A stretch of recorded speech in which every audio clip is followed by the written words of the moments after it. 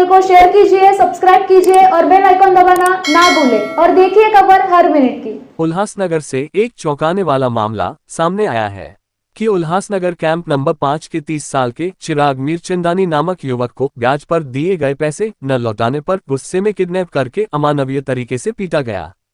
इस मामले में हिल लाइन पुलिस स्टेशन में केस दर्ज किया गया है। हालांकि जिस युवक पर साहूकार होने का आरोप है, उसने सोशल मीडिया पर वीडियो पोस्ट करके दावा किया है कि चिराग ने साजिश के तहत यह केस दर्ज कराया है। पुलिस की जानकारी के मुताबिक अंबरनाथ ईस्ट के रहने वाले चिराग मीरचंदानी ने अमित चमोला से ब्याज पर 4 लाख रुपये उधार लिए थे। उसमें से 2.5 लाख रुपये लौटाने के बाद 4.5 लाख रुपये मांगने पर बहस हो गई। मना करने पर आरोपियों ने कथित तौर पर 9 फरवरी को उल्हासनगर कैंप 5 में चाइनीज सेंटर में घुसकर चिराग को लोहे के पाइप से पीटा और किडनैप कर लिया। दावा है कि बाद में उससे बदलापुर और फिर माथेरान के एक लॉज में बंद करके पीटा गया, कपड़े उतार करके वीडियो बनाए गए और चाकू दिखाकर धमकाया गया।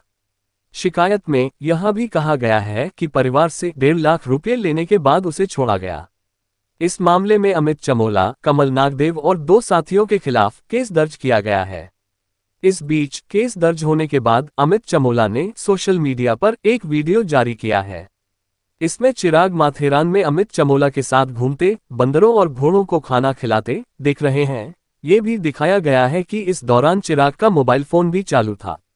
चूंकि हम दोस्त हैं, इसलिए हमने उसे पैसे उधार दिए। बहस के बाद गलतफहमी दूर हो गई और हम साथ में घूमने चले गए और बाद में जब हम लौटे तो अमित का दावा है कि मेरे खिलाफ फर्जी केस दर्ज किया गया है।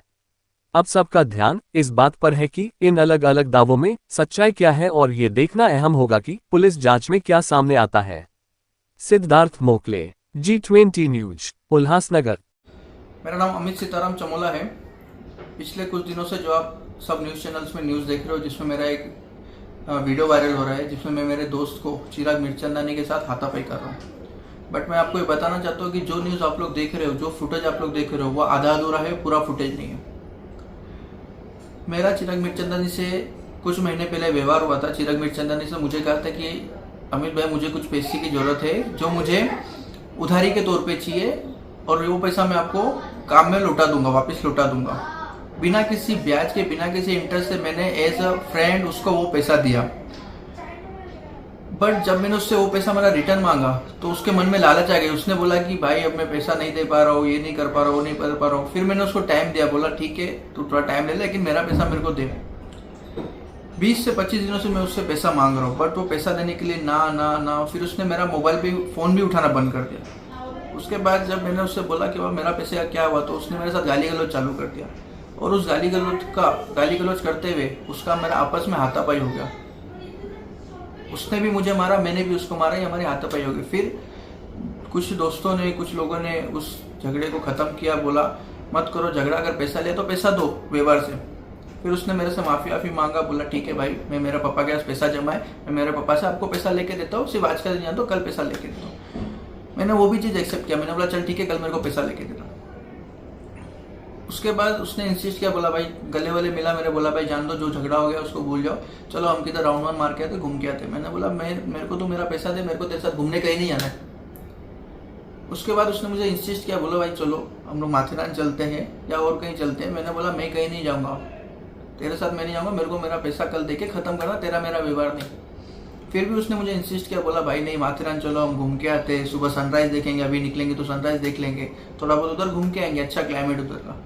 बहुत इंसिस्ट करने के बाद मैं उसके साथ माथेरान गया। और माथेरान जाने के बाद हम लोग ने वहाँ पे एक होटल में रूम लिया।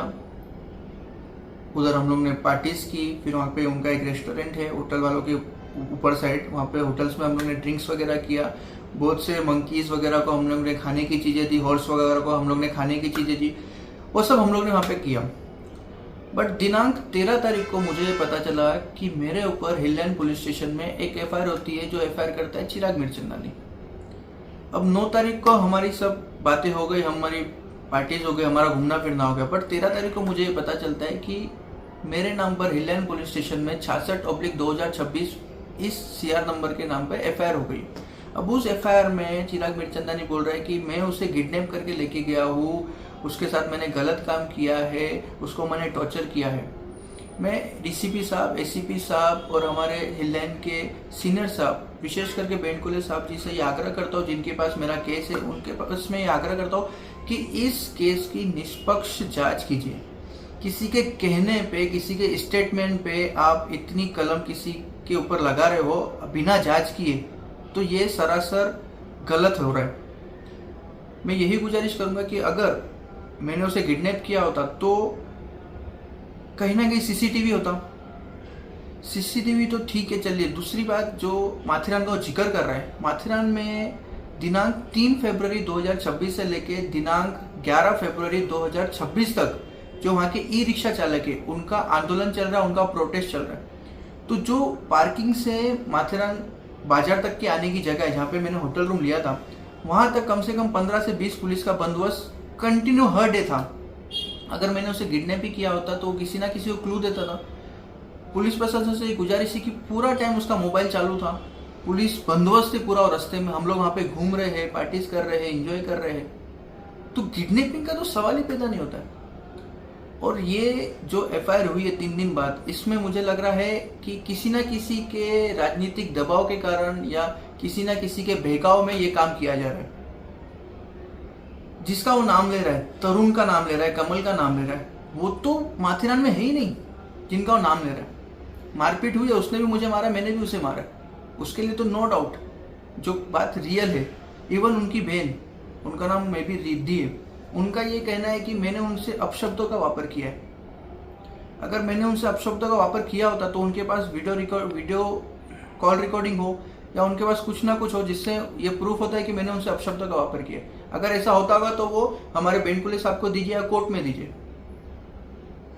मैं फिर से पुलिस प्रशासन से ये गुजारिश करता हूँ कि जो भी आपने मेरे पे एफआईआर दाखिल की है, जो भी आप लोग ने सेक्शंस लगाए हैं, बीएनएस के सेक्शंस लगाए हैं, सब सेक्शंस लगाए हैं, उस चीज को प्रॉपर तरीके से जांच कीजिए और इस केस की निष्पक्ष जांच होनी चाहिए, क्योंकि ये गलत एफआईआर दाखिल की गई है। यही मेरी आपसे गुजारिश है। जय हिंद, जय महाराष्ट्र।